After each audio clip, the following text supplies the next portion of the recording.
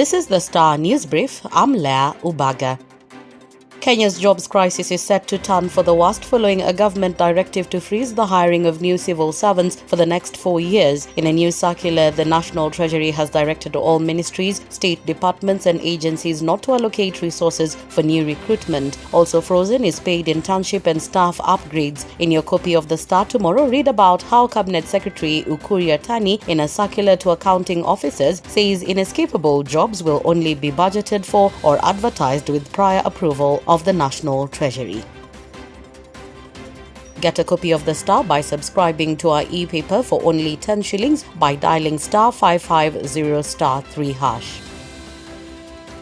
Pressure is mounting on Deputy President William Ruto to resign for allegedly absconding duty, with critics saying his prolonged stay would undermine the authority of President Uhuru Kenyatta. On Monday, Ruto snubbed the COVID-19 conference at KICC, in which President Uhuru Kenyatta and Raila were the key speakers. Politicians allied to the president and opposition chief Raila Odinga have dared Ruto to be bold enough and quit over insubordination. They argue that the DP's deliberate decisions to skip key state events amount to absconding duty.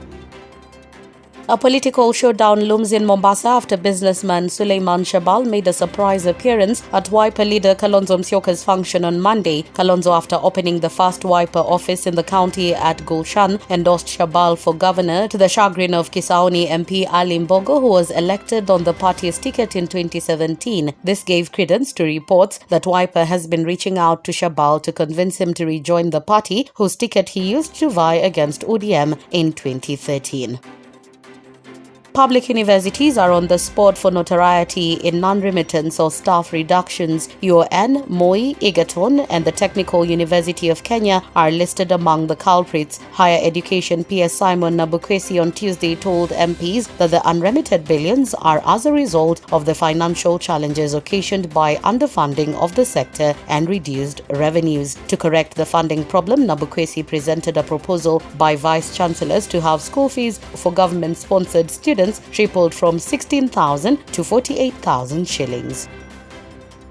Kenya Airways CEO Alan Kivaluka and Chief Human Resource Officer Evelyn Munyoki risk a 6-month civil jail sentence after being found guilty of contempt for recruiting 800 workers against a court order. Kenya Aviation Workers Union sued KQ Management for contempt, accusing it of recruiting staff on short contracts and less pay against a court order. In a ruling by Justice Helen Wasilwa, the court found that Kivaluka and Munyoki were in contempt for ignoring her orders issued on February 26th.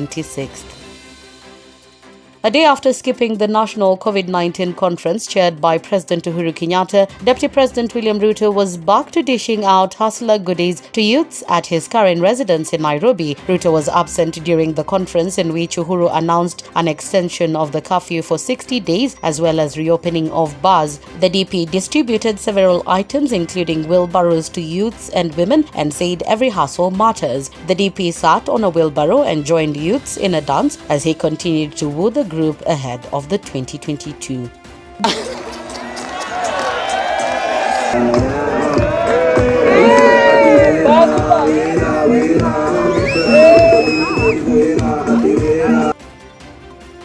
Get a copy of the Star by subscribing to our e-paper for only 10 shillings by dialing *550*3#.